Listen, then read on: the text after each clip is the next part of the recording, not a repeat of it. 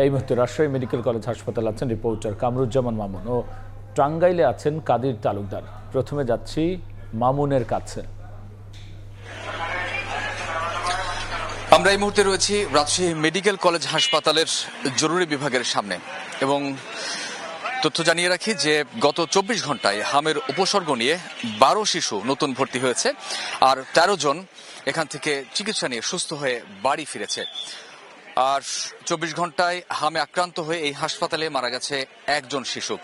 অর্থাৎ যদি মোট হিসেবের কথা বলি তাহলে ফেব্রুয়ারি থেকে এ পর্যন্ত আজকে গত 24 ঘন্টায় একজনের মৃত্যু এটি সহ যদি যোগ করে বলি তাহলে ফেব্রুয়ারি থেকে এ পর্যন্ত মোট 37 শিশু এই রাজশাহীতে হামে আক্রান্ত হয়ে মারা গেছে। এর ভেতরে 35 জন রাজশাহী মেডিকেল কলেজ হাসপাতালে এবং বাকি 2 জন বেসরকারি সিডিএম হাসপাতালে।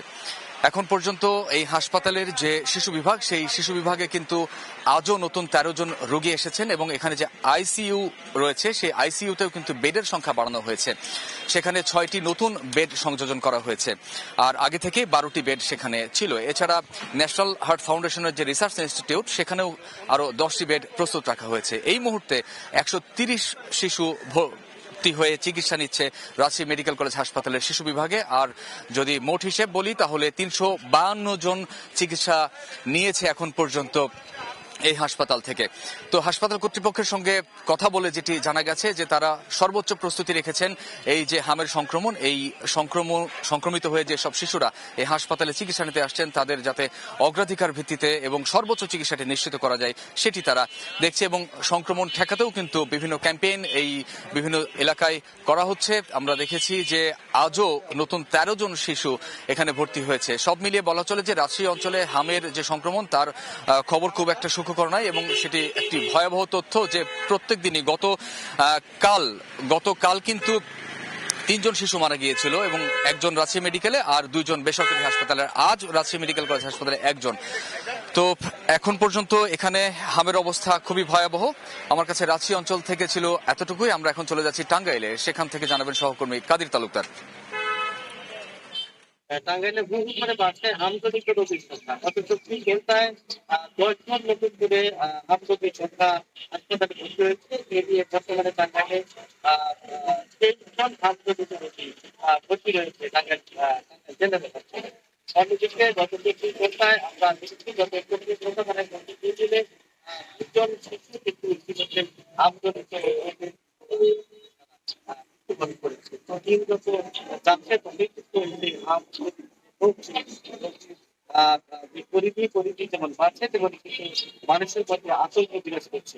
মানুষের সাথে যারা এখানে ভর্তি রয়েছে রোগ এই ভাইরাসের কারণে যে বাচ্চারা আক্রান্ত হয়ে তারা আসলে প্রথমে জ্বর হয়, জ্বর থেকে ছোট ছোট গুটি আকারে যে শরীরের প্রত্যেকটি অংশে তারা কিন্তু এই আমগুলো ছেয়ে যায়। পরে এই যে জ্বালা যন্ত্রণায় অতিষ্ঠ হয়ে আসলে বাচ্চাগুলো কান্না করতে থাকে। পরবর্তীতেই তারা হাসপাতালে নিয়ে এসেছে, হাসপাতালে আনার পরেই তারা চিকিৎসাধীন রয়েছে। এদিকে গত 2 দিনে 2টি বাচ্চা মৃত্যুবরণ করার কারণে যারা স্বজন রয়েছেন তারা কিন্তু ব্যাপকভাবে আতঙ্কিত হয়ে পড়েছেন। তারা আমাদেরকে জানিয়েছেন যে আসলে এই রোগে যে এই পরিমাণ যে তারা আতঙ্ক ছড়িয়ে পড়বে সেটি তারা আসলে কল্পনাও করতে পারেনি। তারা একদিকে যেমন চিকিৎসা নিচ্ছে তেমনি কিন্তু তাদের ভিতরে একটি ভয় তাদের ভিতরে বিরাজ করছে। বিশেষ করে এই বাচ্চা দুটি মৃত্যুবরণ করার কারণে তাদের ভিতরে আতঙ্ক বিরাজ করছে।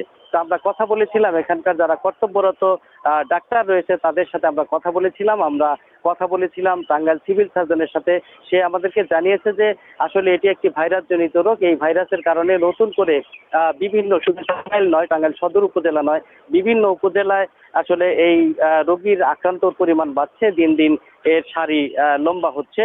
তো আমরা এই আক্রান্ত রোগীদের জন্য ইতিমধ্যেই টাঙ্গাইল জেনারেল হাসপাতালে নতুন করে একটি আইসোলেশন ওয়ার্ড ইতিমধ্যেই স্থাপন করেছে। সেখানে কিন্তু অলরেডি 23 জন রোগী টাঙ্গাইল জেনারেল হাসপাতালে নতুন করে একটি আইসোলেশন ওয়ার্ড ইতিমধ্যেই স্থাপন করেছে। সেখানে কিন্তু অলরেডি 23 জন রোগী ভর্তি রয়েছে। তবে আমরা রোগীদের সাথে কথা বলেছি, তারা আমাদেরকে বলেছেন যে আসলে রোগের কারণে নতুন করে একটি আইসোলেশন ওয়ার্ড তৈরি করা হলেও আসলে এখানকার যে স্বাস্থ্য সেবা বা স্বাস্থ্যের যে চিকিৎসার যে মান সে নিয়ে কিন্তু তারা অনেকটাই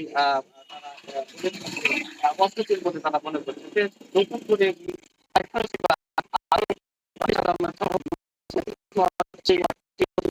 ভালোভাবে চিকিৎসা দেওয়ার পদক্ষেপ নিয়েছে। তো এই ছিল আসলে আমার কাছ থেকে টাঙ্গাইলে আমদানিত রোগীর সংখ্যার বিস্তারিত তথ্য।